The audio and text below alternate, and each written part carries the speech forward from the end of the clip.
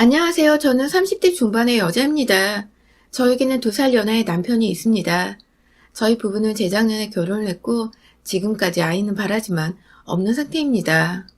사랑을 할 때 연상이고 연하고 나이를 따지는 타입이 아니었던지라 남편이 저보다 어린 것에 대해서 딱히 무슨 생각을 가져본 적은 없었어요.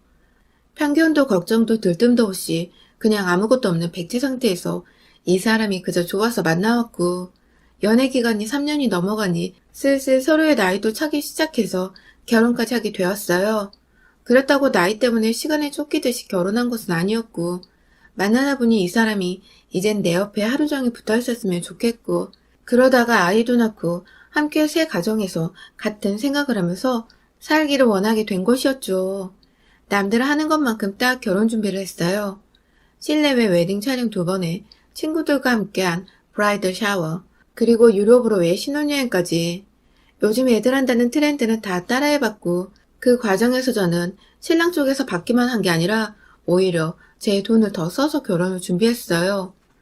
일물예단도 연상녀라고 기죽지 말라며 부모님이 팍팍 지원을 해주셔서 헛소리 나게 준비를 해갔고 괜히 저보다 어린 남편의 경제적 사정을 뻔히 알고 있었는데 결혼이라는 관례로 부담을 주기 싫어서 남편 해오는 만큼 딱 저도 절반을 준비해서 함께 수준에 맞는 신혼집을 구해서 들어왔어요. 결혼 당시 저희 남편은 중소기업 5년차 직장인이었습니다. 지금은 직장을 다른 곳으로 옮기긴 했지만 전보다 연봉이 높아진 것도 아니었고 사정이 나아진 것도 아니었고 다만 출근하는 사무실 정도가 바뀐 정도의 똑같은 중소기업이에요.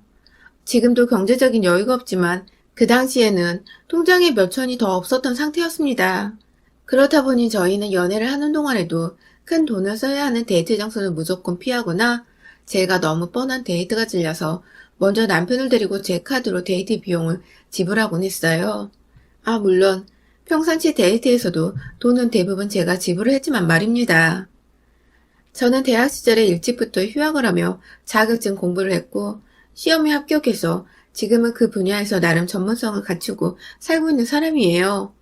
때문에 대단한 규모 있는 회사에 다니고 있지는 않지만 그 정도 규모의 사람들 연봉만큼은 열심히 일만 하면 충분히 벌 수 있는 정도였죠.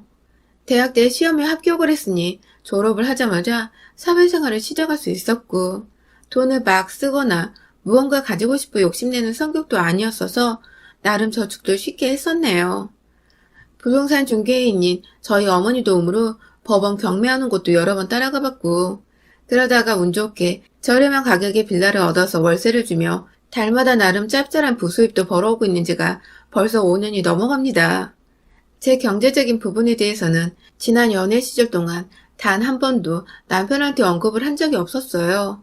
그냥 엄마도 그런 건 먼저 남들한테 말하고 다니지 말라고 하셔서 대학 때부터 단지 공부 열심히 했고 직장에서 벌만큼 번다는 정도로만 가까운 사람들에게 말을 했었고 제 친구의 친구였던 남편은 주변 사람들에게도 저보다 제 친구에게 먼저 저에 대한 얘기를 전해 들었었죠.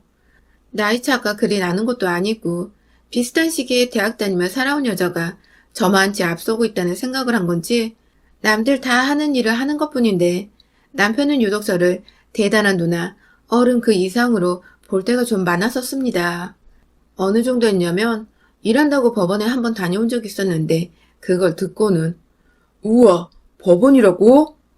라며 놀래 저를 치켜 세우더라니까요. 어느 부분에서 놀랬는지 아직도 이해는 안 가지만 대충 하는 얘기를 들어보니 자기는 거길 일하러 가는 게 아니라 죄 지은 사람들만 가는 곳인 줄 알았다며 가서 막 변론하고 싸우고 이러냐고 물었어요. 제가 변호사도 검사도 아닌데 말이죠. 아무튼 세상 물정을 좀 모르는 사람이라기보다는 그냥 제 직업에 대해 잘 모르는 사람이니 그럴 수 있겠다 하며 무심코 넘겼습니다. 그런 거 말고는 사람이 순수하고 때묻지 않았으며 무엇보다 말이며 행동이 바른 것이 제 마음에 쏙 들었으니까요. 경제적 여유가 없어도 자기 딴에는 뭔가 더 많이 벌고 싶고 일하고 싶어하는 욕구가 보여 곁에서 든든히 힘이 되어주고 싶기도 했어요. 일이 뜻대로 잘 풀리지 않았지만 적어도 제 앞에서 게으름을 피우지 않으며 한결같이 본인 일에 최선을 다하는 사람이었습니다. 그렇다 보니 저도 결혼하고 1년 반이 지나가던 얼마 전에 제가 보습이 따로 있으니 그렇게 바락바락 애쓰면서 살지는 말자고. 조금 여유를 가지고 나한테 기대기도 하고 내가 힘들면 또 기댈 수 있는 어깨가 되어달라고 남편에게 말을 꺼냈고 남편은 조금 놀란 눈치였지만 알게 모르게 자신이 가졌던 돈에 대한 부담감이 조금은 줄어들었는지 이내 활기를 되찾았어요. 아니 정확히 말하면 와이프보다 그래도 명색의 남편인 본인이 돈도 더 벌고 좀 더 성공해야 하지 않을까 하는 부담을 가지고 있다가 이젠 정말로 와이프는 넘사벽이구나 싶었던 것 같아요. 그래서 진짜로 부부로 살갑게 다정하게 지내는 것 말고는 경제적인 부담을 완전히 지우겠다고, 아니 포기를 하겠다고 생각을 한 것이죠. 다행히 회사를 갑자기 그만둔다거나 저한테 카드를 빌려달라는 등의 극단적인 상황은 일어나지 않았어요. 제가 막장 드라마를 너무 많이 봤나 싶더군요. 남편은 오히려 자기도 열심히 살아서 살림의 보탬이 될 거라며 일도 열심히 했어요. 이렇게 딱 좋았는데 문제가 생겼어요. 남편이 저한테 들은 얘기를 마음대로 시댁에 전해나 보더라고요. 마음대로라고 할 수도 없는 것이 저도 어쨌든 이 집안의 며느리고 남편에게는 배우자니까 당연히 가족인 시댁의 며느리의 재정 상태가 생각보다 안정적이라고 말을 할 수는 있었죠. 하지만 문제는 저희 시댁은 그 소리를 듣고 가만히 있을 시댁이 아니었단 것입니다. 아니나 다를까 그 얘기를 하고 얼마 안 있어 저희 시누이가 연락이 왔어요. 저희 시누이로 말할 것 같으면 정말 할 말이 너무 많은데요. 연하인 남편을 만났다 보니 남편의 누나였던 시누이는 저와 동갑내기 친구였습니다. 밖에서 만났어도 친구가 되고 싶던 생각을 일도 안 했을 정도의 그런 성격을 가진 친구였어요. 남편과 연애를 2년 정도 했던 때 어쩌다 남편의 동네 카페에서 데이트를 하다가 시누이를 처음 만나게 되었어요. 조금 늦은 비교적 날이 좋은 늦가을이었던 걸로 기억하는데 롱패딩을 껴입고 나타난 시누이를 보고 기겁을 했었죠. 가뜩이나 카페 안은 열기로 가득 차 슬슬 덥다고 여겨지던 참이었는데 제 눈에 시누이는 너무 갑갑해 보였기 때문입니다. 그래도 처음 본 사람한테 옷지적을 하는 건 꽤나 제게도 꼴불과 같이 느껴져서 한마디도 안 했고 오히려 남편의 누나였기에 내심 잘 보이고 싶은 마음에 살갑게 대했어요. 남편이 둘이 동갑이라고 하니까 저도 편하게 좀 대해보려고 우와 친구 생겼다 반가워 하면서 즐겁게 싱글벙글 웃어보였는데 아니 우리 시누이는 일부러 그랬는지는 모르겠지만 그 소리를 듣더니 저한테 정색을 하면서 누가 친구야? 이러는 겁니다. 결혼 얘기가 오갔을 때도 아니었고 단순히 남자친구의 누나였고 제게는 그냥 남 같은 사람이었는데 벌써부터 시누이짓을 해보려고 한 건지 제 말에 무안을 주더니 결국 그 소리를 하더라고요. 보통 여자는 결혼하면 남자는 식구들한테 말 안 놓는다고. 그건 동갑이라도 갖춰야 할 예의라고 말이죠. 안무랑궁이었어요. 진짜 저요? 이런 시누이가 꼴보기 싫어서라도 아쉽지만 남편과 결혼을 진짜 하지 말아야겠다는 극단적인 생각도 했었답니다. 뭐 결국은 제가 집안에 똥이 있는 줄을 알면서도 남편이 좋아서 시집을 와버렸지만 말이죠. 아무튼 첫 만남에 무안을 주면서 친구라고 가까이 대하는 제게 존댓말을 팍팍 쓰며 거리를 두던 시누이에게 저는 아직도 함께 존댓말을 쓰며 그 흔한 동갑내기 사이에 대화 한 번을 해본 적이 없었어요. 식구들이 시댁이나 저희 집에 다 같이 모이더라도 이제는 기어코 본인이 혼자서 제게 말을 놓으며 윗사람인 마냥 절 대하기 시작했죠. 그냥 가볍게 누구누구야 하면서 부르는 건 기본 중에 기본이었고 야, 너 등의 기분 나쁜 지칭부터 시작해서 해달라는 것도 많아졌고 시키는 일도 많아졌어요. 하다 지는 지 엄마가 혼자 식탁에서 밥을 차리고 있어도 꼼짝 않고 TV만 보고 있으면서 며느리인 저한테는 야, 수저 좀 놔드려 하면서 시어머니 마냥 굴었죠. 괘씸하고 열을 받는데 그렇다고 시댁에서 시부모님 앞에서 치고받고 싸울 수도 없는 노릇이고 제 성격 많이 죽었다면서 일부러 참고 또 참았습니다. 그랬던 시누이인데 제가 빌라 월세를 주고 있다는 소리를 남동생한테 듣고는 또 귀신같이 무슨 바람이 불었는지 저를 찾아봤더라고요. 미리 사전 약속을 잡고 나타난 것도 아니고 그냥 대뜸 혼자 지나가다 생각나서 들렀다는 개소리를 하더니 현관 바로 앞에서 전화를 하며 제가 집에 있는지를 물었어요. 당연히 그 시간 모두가 출근하고 있을 월요일 이른 오후에 아무도 집에 없었습니다. 하지만 신우이는 집 번호를 물어보며 안에 혼자 들어가 있겠다는 말을 하더라고요. 진짜 순간 진짜 얘를 어째버릴까 하며 분노가 막 차올랐어요. 지금 당장에 오전에 집을 떠난 저조차 제가 집을 어떤 꼴로 만들고 나왔는지도 모르겠고 누가 나와 내 남편의 공간에 혼자 들어가 있는 거 더더욱 싫었는데 앞뒤에 미안하단 말도 안 하고 무작정 카페 갈 돈이 아깝다고 어차피 곧 퇴근하고 올 테니 먼저 들어가 있겠다며 뻔뻔하게 집 번호를 물어보는 신우이를 한 대 때려주고 싶었어요. 결국 저는 비밀번호를 알려주지 않았고요. 혹여나 싶어서 잠깐 생각을 하다가 남편한테 전화를 했는데 이미 통화 중이더군요. 네, 남편한테 전화를 해서는 비밀번호를 물었는지 남편은 그걸 또 그대로 가르쳐줬고 신우이는 이미 그 사이 제 집안에 들어가 있었던 것입니다. 전 뒤늦게야 전화를 받은 남편에게 애먼 화를 내면서 왜 우리 공간인데 마음대로 비밀번호를 가르쳐줬냐며 남편에게 바라바라 소리를 질렀고요. 남편도 뒤늦게야 자기가 실수를 했다는 것을 인정하고는 싹싹 빌었지만 소용없었어요. 이미 내 공간엔 내가 정말 싫어하는 신우이가 떡하니 들어가 있었으니까요. 남편한테 아무리 지랄을 해도 남편은 회사에 있어야 했고 저라도 퇴근을 해야겠더라고요. 신우이가 집에서 뭘 하고 있을지도 모르겠는데 남보다 못한 사이를 제 집안에 혼자 떡하니 두고 싶지가 않았어요. 집 있다는 소리를 하자마자 집에 찾아온 곳을 보면 목적도 그거일 텐데 혹여나 무식하게 집문서 찾겠다고 집안 장롱을 다 뒤지진 않을까 하는 섣부른 걱정까지 하느라 일이 손에 잡히질 않았어요. 결국 저는 그 아까운 반차를 오후가 돼서야 뒤늦게 내고는 후딱 집으로 향했죠. 다행히 집에서 별일은 없었습니다. 신우이는 그 사이 냉장고를 맘대로 털어서 거실에 김치찌개까지 한상 차려 먹고 있었고 생각보다 제가 일찍 집에 들어오자 당황했는지 후다닥 현관에 벗어둔 지 양말을 가져다 신더라고요. 그날 신우이는 본인이 왜 왔는지 말은 안 했고 다만 계속 저한테 은연중에 돈을 벌고 싶다는 돈이 궁해 죽겠다는 말을 자꾸만 꺼냈어요. 속이 훤히 들여다보이는데 상대해 주기가 너무 싫었어요. 몇 번 얘기를 들어보니 그게 다 돈 얘기고 그중 원룸 하나가 딱 있었으면 좋겠다는 말이 결국 나왔습니다. 결국은 저한테 원룸 하나 싸게, 아니 공짜로 받아보면 안 되나 그걸 떠보려고 온 것 같더라고요. 그 나이에 결혼도 못하고 부모님 집에 얹혀 살고 있는 게 본인이 생각해도 딱했나 보더군요.